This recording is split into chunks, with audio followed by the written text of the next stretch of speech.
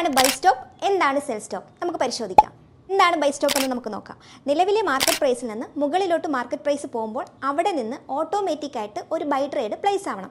അതിനാണ് നമ്മൾ by stop set ചെയ്യുന്നത്.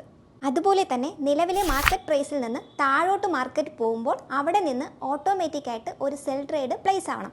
അതിന് വേണ്ടിയിട്ടാണ് നമ്മൾ സെൽ സ്റ്റോപ്പ് സെറ്റ് ചെയ്യുന്നത്. ഇത് രണ്ടിൻ്റെ എക്സാമ്പിൾസ് നോക്കാം. നിലവിലത്തെ മാർക്കറ്റ് പ്രൈസ് 19,000 ആണെന്ന് വിചാരിക്കുക. അവിടെ നിന്ന് മാർക്കറ്റ് 20,000 പോയി. 20,100 എനിക്ക് ഓട്ടോമാറ്റിക്കായിട്ട് ഒരു ബൈ ട്രേഡ് പ്ലേസ് ആവണം. അതിന് വേണ്ടിയിട്ടാണ് ബൈ സ്റ്റോപ്പ് സെറ്റ് ചെയ്യുന്നത്. ഇനി സെൽ സ്റ്റോപ്പ് നോക്കാം. നിലവിലത്തെ കറണ്ട് പ്രൈസ് വന്നിട്ട് 20,000 ആണ്. അവിടെ നിന്ന് മാർക്കറ്റ് 18,950 എനിക്ക് ഓട്ടോമാറ്റിക്കായിട്ട് ഒരു സെൽ ട്രേഡ് പ്ലേസ് ആവണം. അതിന് വേണ്ടിയിട്ടാണ് സെൽ സ്റ്റോപ്പ് സെറ്റ് ചെയ്യുന്നത്. എന്താണ് ബൈ ലിമിറ്റ്, എന്താണ് സെൽ ലിമിറ്റ്, അതുകൂടി നമുക്ക് നോക്കാം. നിലവിലത്തെ മാർക്കറ്റ് പ്രൈസിൽ നിന്ന് താഴോട്ട് മാർക്കറ്റ് പോകുമ്പോൾ അവിടെ നിന്ന് ഓട്ടോമാറ്റിക്കലി ഒരു ബൈ ട്രേഡ് പ്ലേസ് ആവണം. അതിന് വേണ്ടിയിട്ടാണ് നമ്മൾ ബൈ ലിമിറ്റ് സെറ്റ് ചെയ്യുന്നത്.